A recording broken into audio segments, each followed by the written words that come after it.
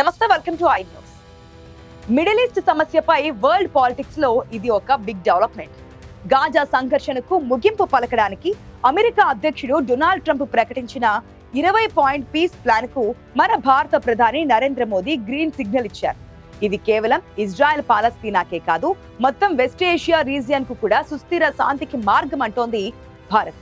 America అధ్యక్షుడు Trump విడుదల చేసిన ఈ కాంప్రహెన్సివ్ బ్లూ ప్రింట్ పైనే ఇప్పుడు గ్లోబల్ ఫోకస్ అంతా ఉంది. ఈ 20 సూత్రీయ ప్రణాళికను స్వాగతిస్తున్నామని ప్రధాని మోదీ ట్వీట్ చేశారు. ఇది దీర్ఘకాలిక శాంతికి వయబుల్ పాత్వే అని ఆయన నొక్కి చెప్పారు. ట్రంప్ ప్లాన్ ప్రకారం గాజాను టెర్రర్ ఫ్రీ జోన్ గా మార్చడమే మెయిన్ ఎయిమ్. ఈ డీల్లో ఇజ్రాయెల్, హమాస్ రెండూ అంగీకరిస్తే ఇమ్మీడియట్ సీజ్ ఫైర్ అమలవుతోంది. ఈ పీస్ ఆఫర్ లో కీలక అంశాలను పరిశీలిస్తే అన్ని బందీలను విడుదల చేసిన తర్వాత శాంతిని కోరుకునే హమాస్ సభ్యులకు క్షమాభిక్ష కూడా లభిస్తోంది.